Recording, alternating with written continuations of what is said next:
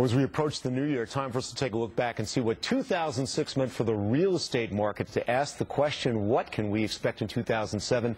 Here to help us address both of those areas is Associate Broker at Prudential, Douglas Elliman, Darius Solomon. Darius, it's always great to see you. Always a pleasure. What a year for real estate in 2006. It was really a year where the mindset of a lot of buyers and sellers totally flipped. We definitely saw changes, and we moved from a seller's market into a buyer's market. And it's two completely different markets for us to be able to absorb in 1 year. So it's definitely. The interesting thing, though, is that in Manhattan especially, some changes that are different from what's going on nationally. There's always been a level of, New York by no means, or Manhattan, is not immune to what's going on in the rest of the country, but it has always remained somewhat insulated.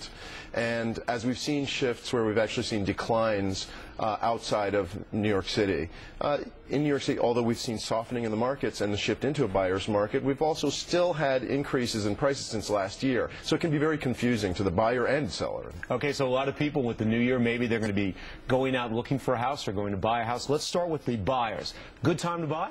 Definitely a good time to buy. As we had anticipated before, or we've seen, the interest rates remain historically low.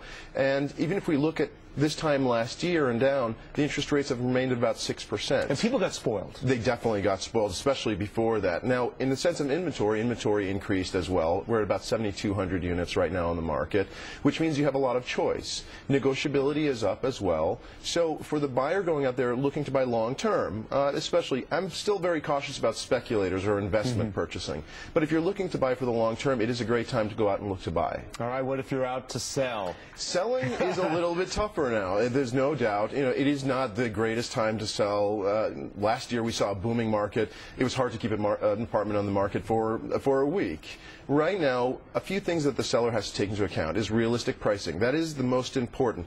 Realistically priced apartments will still sell. And also, in a sense, you know, we say don't be too greedy. If you purchased your house in 2000, 2001, 2002, even 2003, you will have most likely seen gains since that time. Don't necessarily use last year's booming market prices for your sale price. You have to be realistic, look at the current prices, and you can still make a profit from that time. Right. I mean, you're looking at your cost, your cost of that apartment or that house that you're selling. You're still going to do well in the New York City area. Exactly. And, you know, just being realistic is the key here. Let's look ahead, because there's some interesting developments coming up. A lot of condo construction this year. How is that going to affect the market next year? Because a lot of people are afraid maybe we'll see the glut that they're seeing now in places like Miami. Well, and this is a scenario that's still developing. You know, we have seen a lot. And Manhattan is still 80% co-op and 20% condo. So there's always going to be a specific drive and a slightly higher price on the condominiums. But as we move ahead, there is, you know, everybody's looking to see the new units coming to market. Will that soften some of the condominium prices going forward? Still, this is an unknown. As we move into the new year, as we see the properties come to market, we'll see how that might affect it. But there is a possibility we'll see more pressure on condo prices. One final note here, the fourth quarter sales figures are coming out. Now, for those of us not in the industry, why is that key? Well, the fourth quarter is going to reflect the end of the year. All this that we're talking about, we've been looking at the numbers along. As we're anticipating that sometime next week, we'll probably get the results where we can really look at what happened between the summer and the fourth quarter sales. That'll be an important step for us to look at the real average prices and be able to say, where did the prices shift from summertime to now, and then we'll really be able to come up with a sort of a step forward of where the market is moving. Well, it's been an interesting year, Darius. We want to thank you so much for joining us and bringing us up to date on an interesting year in real estate. Thanks Always again. A pleasure.